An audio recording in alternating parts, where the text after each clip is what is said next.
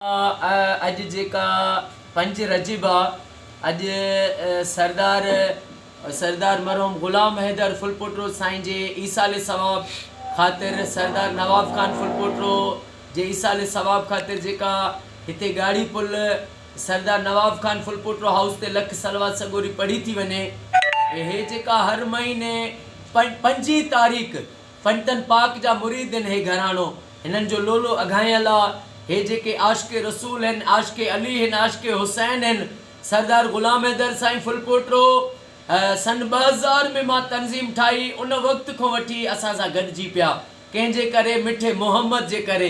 त यको जमायत में गॾु रहिया ऐं वरी अॼु रब उनखे इहो इनाम ॾिनो आहे जो सरदार ग़ुलाम हैदर साईं जे सवाब ख़ातिर नबियुनि जे सरदार यतीमनि जे यार जी लख सलवात थी थिए।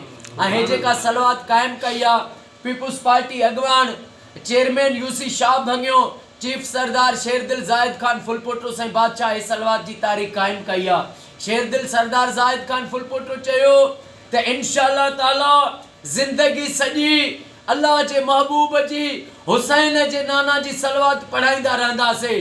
ऐं ही वॾी जेका आहे हाणे अहिड़ा जॾहिं सरदार क़ौमुनि जा महबूब जे सलवात पढ़ण जो पैगाम ॾींदा त अवाम में बि जज़्बो अञा बि वधंदो।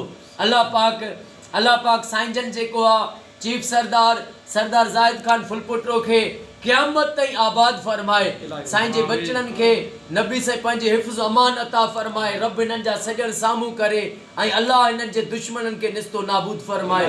अल्लाह पाक मरहूम सरदार ग़ुलाम हैदर साईं खे, सरदार नवाब ख़ान फुलपोटरो खे जन्नतुल फिरदौस में करीम आका जो पाड़ो कचहरी ऐं ग़ुलामी नसीब फरमाए। साईं जन खे बिस्मिल्लाहिर्रहमानिर्रहीम। अस्सलातु वस्सलामु अलैकुम या रसूलल्लाह, अस्सलातु वस्सलामु अलैकुम या हबीबल्लाह। जीअं त असां तमामु निहायत शुक्रगुज़ार आहियूं असांजे तमामु आले सुनत ऐं असांजो फ़क़ीर तबियत जो मालिक, हिकु मोहबत ऐं प्यार जो पैगाम ॾींदड़ ऐं असांजे नबियुनि जे सरदार जो हिकु ज़िक्र कंदड़ जंग जर में बाराड़ीअ में शहर में मोहम्मद सलीम सियाल साहब कादरी जा ऐं असां प्रिंट मीडिया सोशल मीडिया जे दोस्तनि जा इंतिहाई शुक्रगुज़ार आहियूं, जेके बि सलीम साहब जा फुकरा संगत ऐं जेके फ़क़ीर गॾु आहिनि लख सवाब पढ़नि था, उन्हनि जा तमामु शुक्रगुज़ार आहियूं। दोस्तो, ज़िंदगी जेकी आहे मौत बरक आहे, हिकु ॾींहुं दुनिया सभिनी खे छॾणी आहे ऐं इंशाअल्लाह मौत बरक आहे। ऐं असांजो भाउ, असांजो वॾो मरहूम सरदार ग़ुलाम हैदर ख़ान फुलपोटरो असांजी 11 रजब 11 राति ते इंतकाल करे वियो। अलाह पाक जे जेको आहे अलाह पाक जे असुल जान हले वियो ऐं 13 असांजे मुश्किल कुशा हैदरे करार सोनो नबियुनि जे सरदार जो सोट अलाह जो शींहुं ऐं उनजे टींजे जे ॼाण हुयो। अदा ग़ुलाम हैदर ख़ान खे भलारो महीनो नसीब थियो ऐं आशिक़े रसूल हुयो। तमामु हुन नबी साईं जी यारनि में ऐं पंजतन पाक घराणे सां मोहबत करण वारो हुयो ऐं असांजो उनखे बि 11 जी राति मिली वई। पहिरियों जेको आहे त सिंधी महीनो 11 जी राति मिली वई। असां पंहिंजे हिन सोशल मीडिया ते दोस्तनि खे ॿुधाइण था चाहियूं, नौजवाननि खे, पढ़ियल लिखियलनि खे, बाराड़ी माण्हुनि खे, क़ौम जे ओड़े पाड़े बिरादरनि खे त बाबा टीवी अख़बार जे ऐं मीडिया जे थ्रू त बाबा पंहिंजे वॾड़नि खे सवाब ख़ातिर लख सवाब पढ़ायो, नबी पाक जो ज़िक्र करायो, साहब जो ज़िक्र करायो।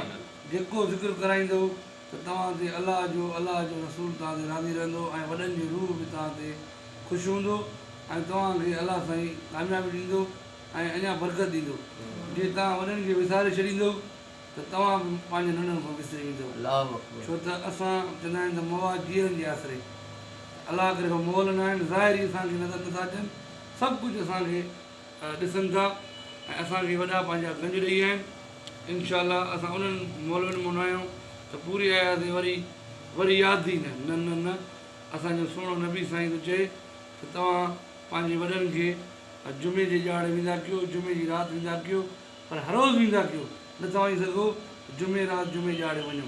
इहा सुहिणे असांजे नबी जी हदीस आहे। 25 सलवात 5 तारीख़ ते असां पंहिंजे सरदार नवाब खान हाउस ते जेसिताणी ज़िंदगी सुभान अल्लाह, ऐं सुभान पंहिंजी अल्लाह। औलाद खे बि चऊं था, जेकी असांजी औलाद आहे उनखे बि चऊं था त यतीम जो यार, मिसकिन जो यार, सोनो नबी साईं चयो मूंखे जे तव्हां सुभान अल्लाह, सुभान यतीमनि में अल्लाह, ॻोल्हिजो। सुभान अल्लाह। असांजो ॿिन्हिनि जहाननि जो सरदार हज़रत मोहम्मद मुस्तफ़ा सल्लल्लाहु अलैहि वसल्लम जी नाव तां ऐं पंडितनि पाक घराणे जे नाव ते, उनजे बचड़नि जे नाव तां, करबला जे शहीदनि जे नाव तां असांजी 5 रजब इंशाअल्लाह सलीम फ़कीर ऐं उनजा दोस्त पंहिंजो मल्हाईंदा। जेको नगर न्याज़ अलाह जो आहे उहो हलंदो रहंदो।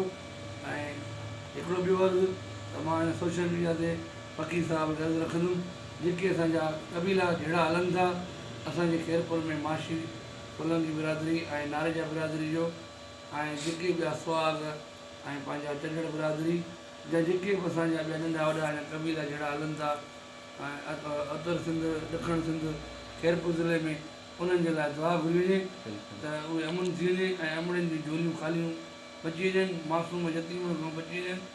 ऐं इंतिज़ामिया खे बि असांजी गुज़ारिश आहे त बिटो कानून नामंज़ूर आहे, ग़रीब कानून कयो ऐं खैरपुर में अमन ऐं मुहबत जो जी धरती आहे, हिनखे संभालियो। हिते जा माण्हू तमामु पढ़ियल लिखियल ऐं महिनती माण्हू आहिनि, प्यार करणा आहिनि। फ़कीर साहिब खे अर्ज़ु रखंदासीं ऐं असां प्रिंट मीडिया खे बि अर्ज़ु रखंदासीं, सोशल मीडिया खे अर्ज़ु रखंदासीं त इहे जेको चैनल आहिनि इहे ग़रीबनि जो आवाज़ आहिनि ऐं मिसकिन जो आवाज़ आहे, हक़ सच जो आवाज़ आहिनि।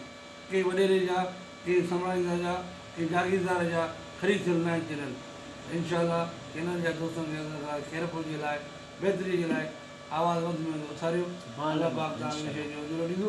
सलीम साहिब खे अर्ज़ु रखंदासीं त दुआ घुरे ऐं अलाह पाक खे दुआ ते इहे असांजा दरवाज़ा हरदम खुलियल हुजनि, हर जान जो ख़ैरु हुजे, असांजे सॼणनि जो ख़ैरु, असांजे दुश्मननि जो ख़ैरु, असांजे हर जान जो ख़ैरु। आमीन। सलात जी पूरी बिस्मिल्लाहिर्रहमानिर्रहीम। अल्लाहुम्मा सल्ली अला मुहम्मद व आलि मुहम्मद सल्लल्लाहु अला हबीबिही सय्यदना मुहम्मद व आलिहि वसल्लम। मुजा करीम रब तोखे तुंहिंजे महबूब हबीब हज़रत मोहम्मद मुस्तफ़ा सल्लल्लाहु अलैहि व आलिहि वसल्लम जो वास्तो थी। मौला शेर दिल सरदार ज़ाहिद खान फुलपोटो साईं खे सेहत वॾी खिज़री हयाती अता फरमा।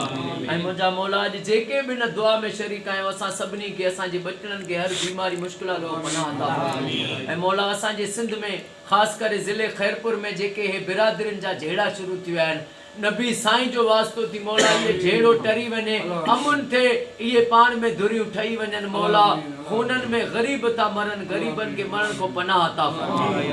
ऐं क़ौमुनि जे बिरादरियुनि जे जहिड़नि खां नबी सरदार जो वास्तो थी पनाह अता फरमा। अल्लाहुम्मा सल्ली अला मुहम्मद व आलि मुहम्मद। ला इलाहा इल्लल्लाह।